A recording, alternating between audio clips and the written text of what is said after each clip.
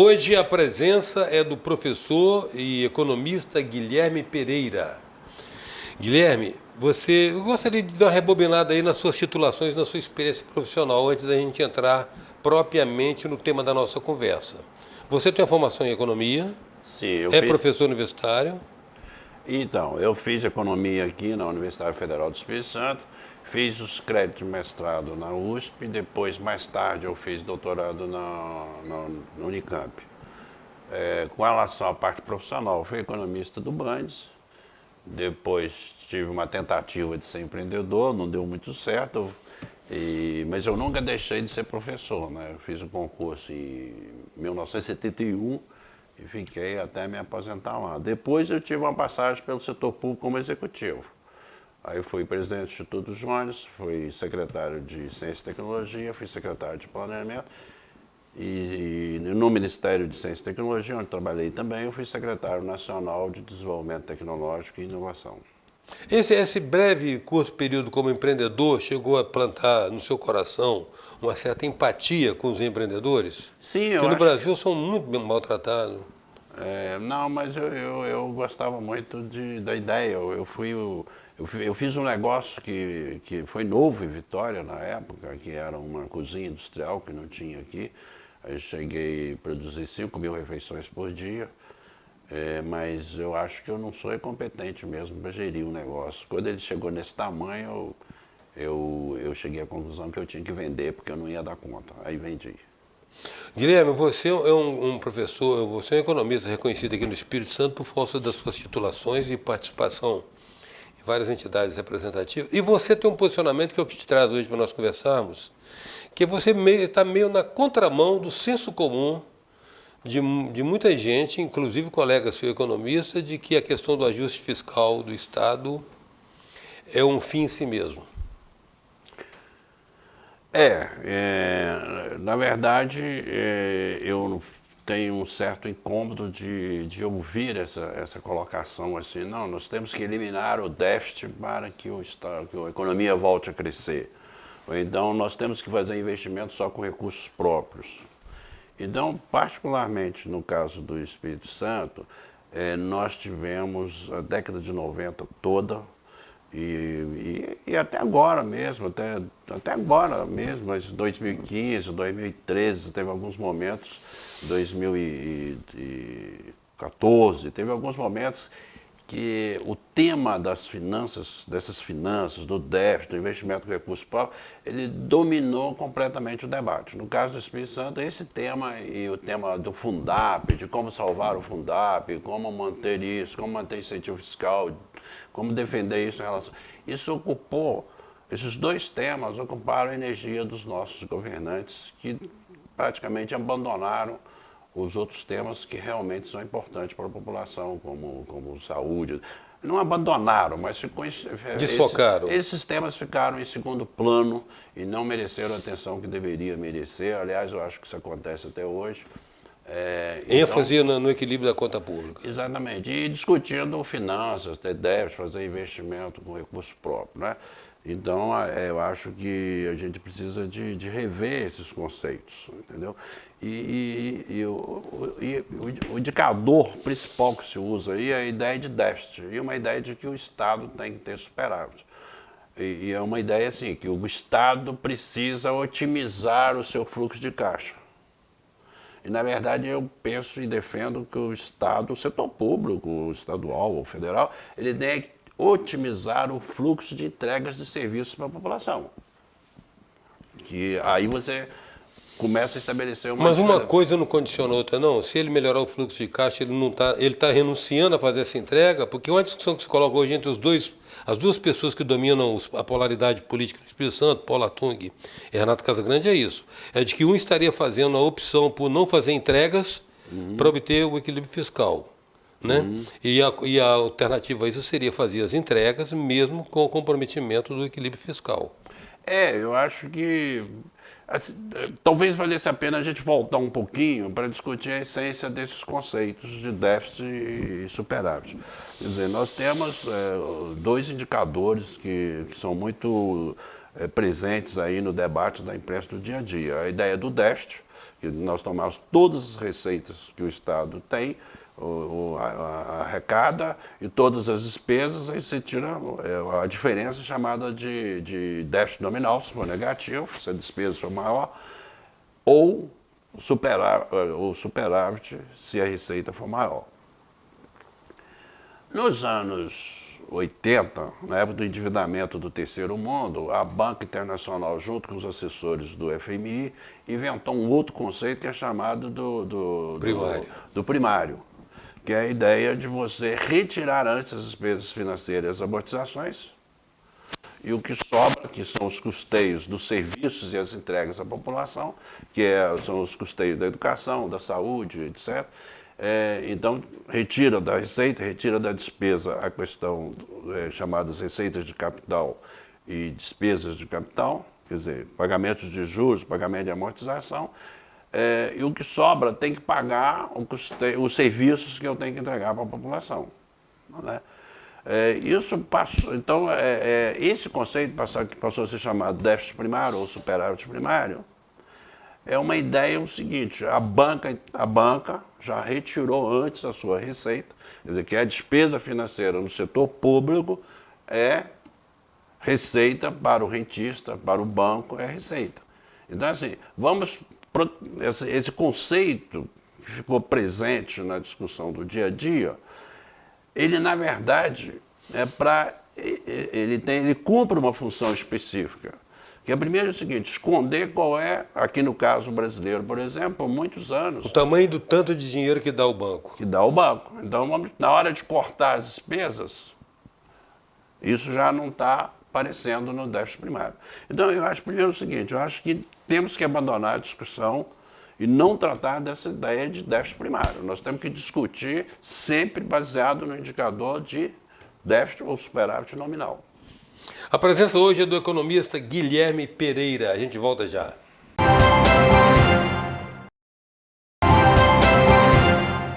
Voltamos com a presença do professor e economista Guilherme Pereira. Guilherme, paramos para fazer um break comercial, mas retomando o seu raciocínio a respeito das entregas, que no seu entendimento devem ser priorizadas, até porque são a razão do Estado, né?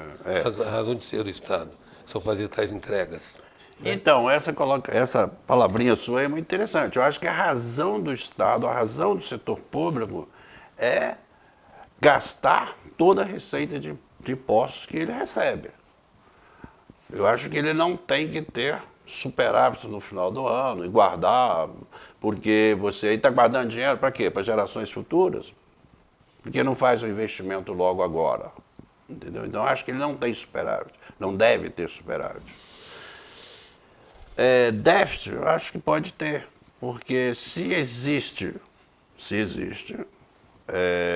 necessidade para a população, demandas, carências na área de educação, saúde, geralmente é a situação nossa, então o Estado pode tomar empréstimo, então ele pode gastar num determinado ano mais do que ele arrecadou.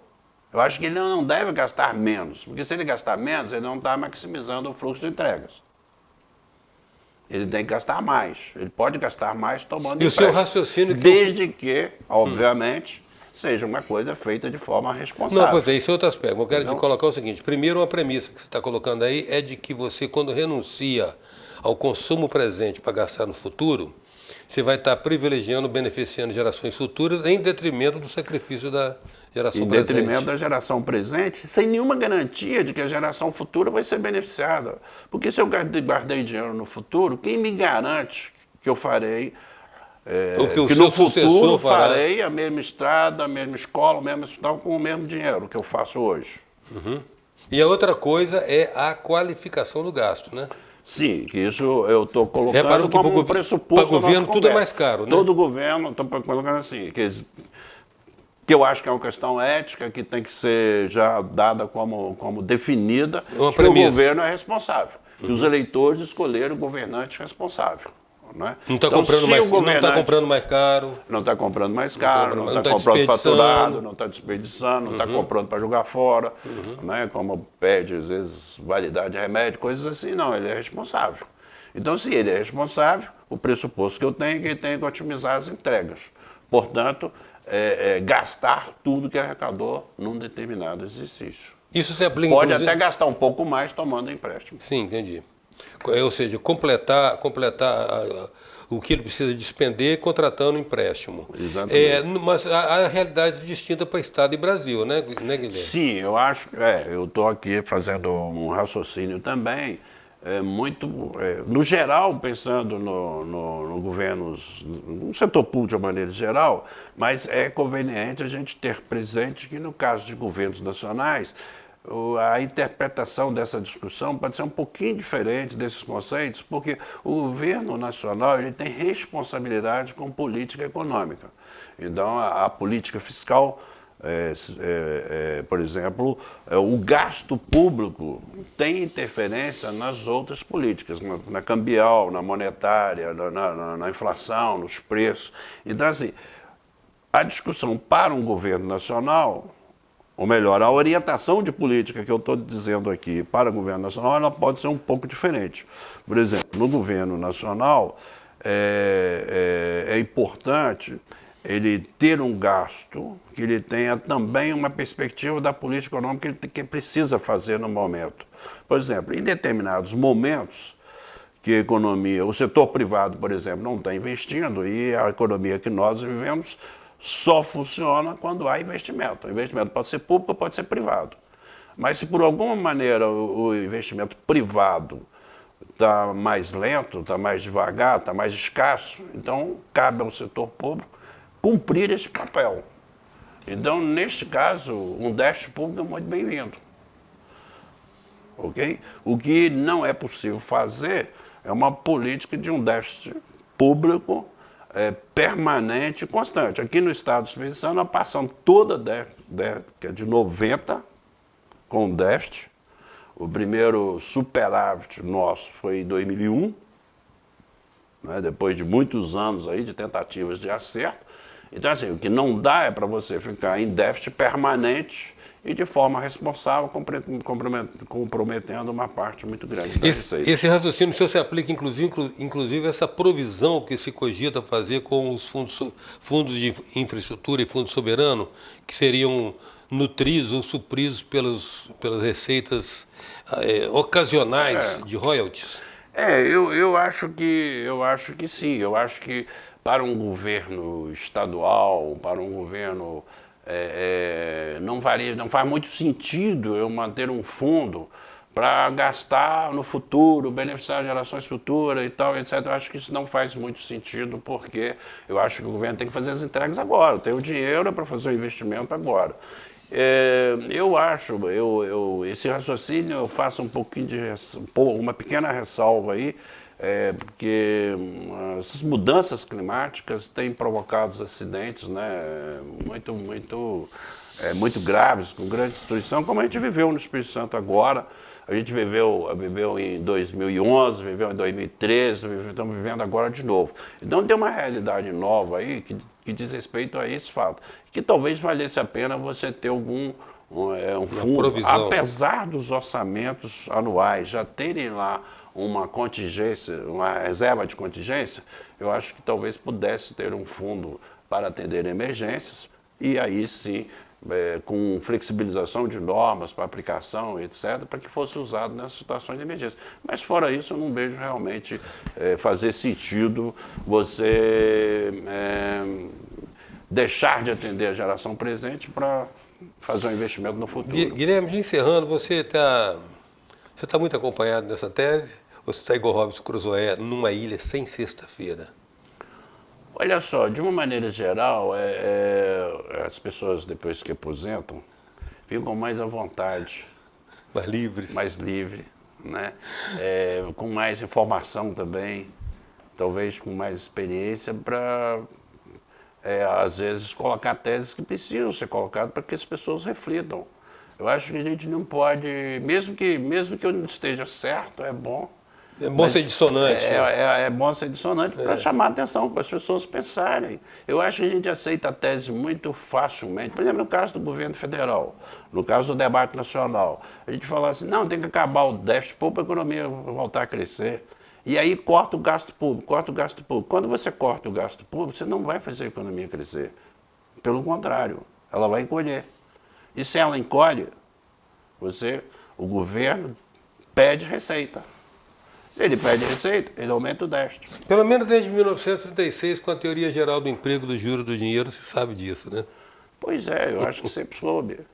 E sempre assim, eu acho que desde Marshall, talvez, desde Adam Smith, que foi o primeiro teórico do capitalismo, isso está presente. Os estados foram inventados para arrecadar dinheiro, para gastar e fazer a máquina girar mais rápido.